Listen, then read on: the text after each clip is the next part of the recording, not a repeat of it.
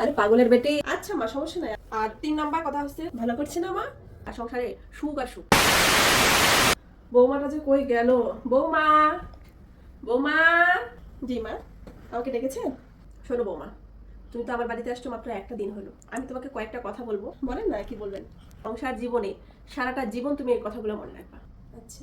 তাহলে দেখবা সংসারে সুখ আর সুখ, কোনো দুঃখ আসবে না, সংসার জীবনে কোনো ঝামেলা হবে না। হ্যাঁ বলেন না, সমস্যা কোথায়?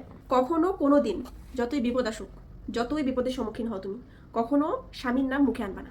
মানে আমার ছেলের নাম ধরে কখনো ডাকবা না। স্বামীর নাম ধরে কথা বলা খুবই অমঙ্গলের কাজ।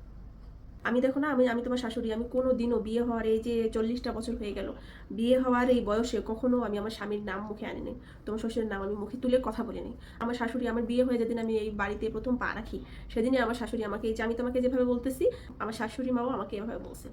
আচ্ছা মা, সমস্যা নাই, আমি আপনার ছেলের নাম ধরে কখনো ডাকবো না।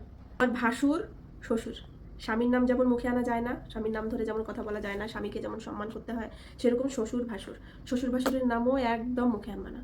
আচ্ছা। আর 3 নাম্বার কথা হচ্ছে, তুমি আমার ঘরের বউ, নতুন বউ। তুমি দেখো না আমাকে, আমি এখনো দেখো না ঘোমটা দিয়ে আসি, আমার মাথার চুল এ পর্যন্ত কেউ দেখতে পায়নি। তো আমি চাই তুমি আমার ছেলের বউ আসছো, তুমি আমার মতো এভাবে থাকো, সবসময় ঘোমটা দিয়ে থাকবা, যেন বাইরের পরপুরুষ চোখে চোখ না পড়ে, পরপুরুষ যেন দেখতে না পারে। ঠিক আছে? আমি সবসময় ঘোমটা দিয়েই থাকবো, সমস্যা নেই।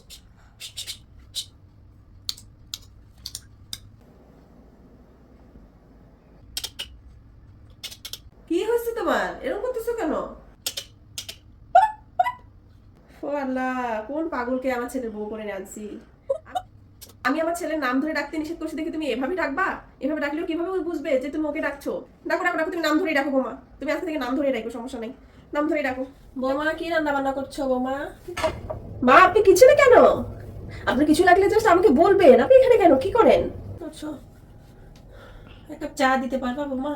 চা খাবেন? তা আমাকে তো বললেই হয়, আমি আমি চা দিচ্ছি। হ্যাঁ, আমি আমি এখনই চা বানাচ্ছি। গলাটা জানি কেমন করতেছে, একটু ঠান্ডা ঠান্ডা লাগছে। আমি এখনই চা বানাচ্ছি।